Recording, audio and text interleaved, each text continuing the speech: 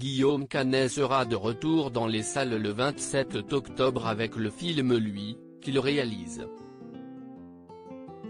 Un long métrage réalisé en quelques semaines avant de retourner s'attaquer à Astérix et Obélix, l'Empire du Milieu attendu entre l'année prochain et 2023.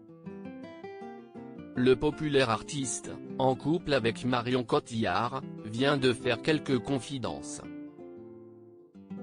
Interrogé par Version Fémina, Guillaume Canet, 48 ans, a expliqué avoir eu envie de tourner son film soudainement, alors qu'il avait un peu de temps libre chez lui et qu'il bricolait. Un beau jour il dit avoir eu besoin de parler au connard en lui et a couché des mots sur ordi. J'ai alors eu l'idée de cet homme qui convoque des personnes de sa vie, comme des vecteurs de ses émotions, dit-il.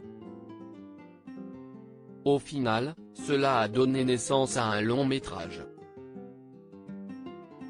Ce film est personnel, mais si est une fiction. Je n'y raconte pas ma vie, juste des choses qui me touchent ou parfois me perturbent, dit-il évoquant par exemple ses questionnements sur la paternité. Suis-je un bon père?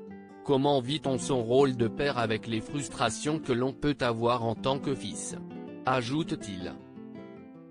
Guillaume Canet, papa de 2 enfants, Marcel, 10 ans et Louise, 4 ans, née de son histoire d'amour avec Marion Cotillard, a poussé un peu plus ses confidences sur sa vision de la paternité.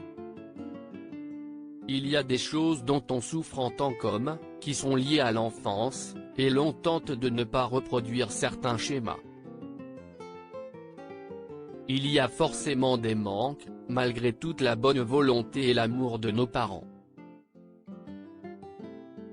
On fait inévitablement des conneries, moi le premier. Si est assez universel.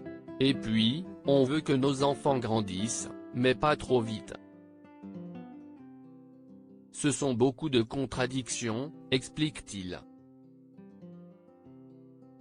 Pour l'heure, les enfants de Guillaume Canet sont encore jeunes mais cela n'empêche pas l'artiste et sa compagne de déjà leur inculquer certaines des valeurs qui leur tiennent à cœur, comme la défense de l'écologie.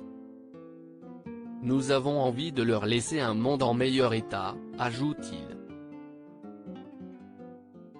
Version Fémina, dans les kiosques le 10 octobre 2021.